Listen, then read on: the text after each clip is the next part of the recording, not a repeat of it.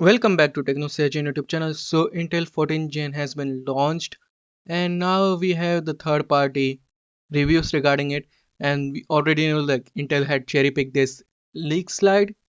This slide from Intel, we know it was a cherry picked and they said 23% performance uplift, but they forgot to mention it was only in Starfield.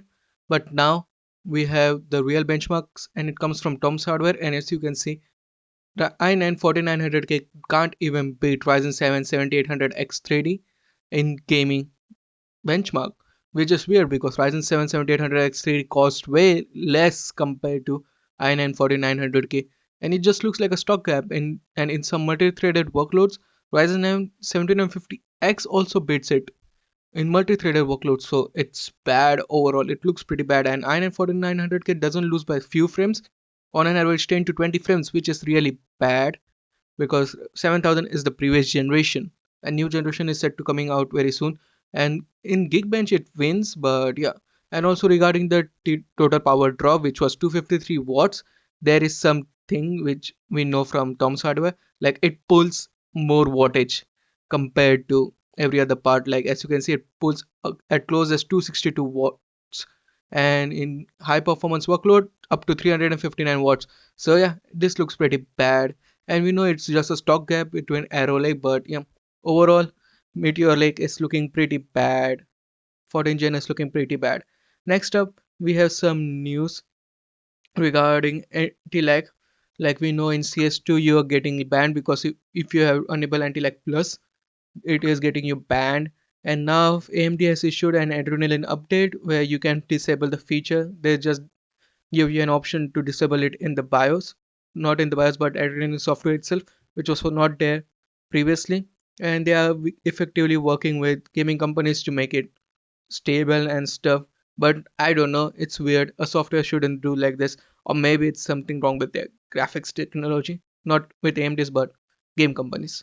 But yeah, anti-lag plus is necessary because it helps the GPU to, so that because of frame generation there might be lag, and anti-lag just decreases it. But yeah, don't know what's wrong with it. Next up, we have some news regarding Ryzen Threadripper has been launched.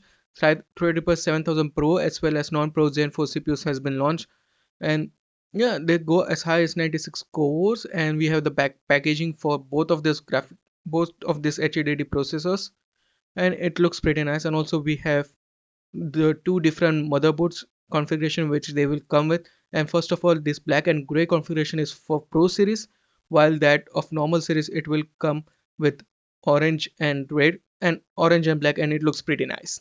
And also there are WRX 90 and TRX 50 series. WRX 90 is for workstation and it is for Pro series, and TRX 50 is for normal HDD processors. And yeah, everything has been launched. Threadripper 7000 is announced and it looks pretty nice. They just soft launch it and it shouldn't be hit by next month to the market, so we need to wait for the performance. But yeah, it's looking pretty good. And lastly, from today we know that AMD was not AMD but Nvidia was working on something 4080 Super and 4080 Ti. Don't know the naming convention, but a new leaker has stated that indeed it is going to be coming as a super lineup.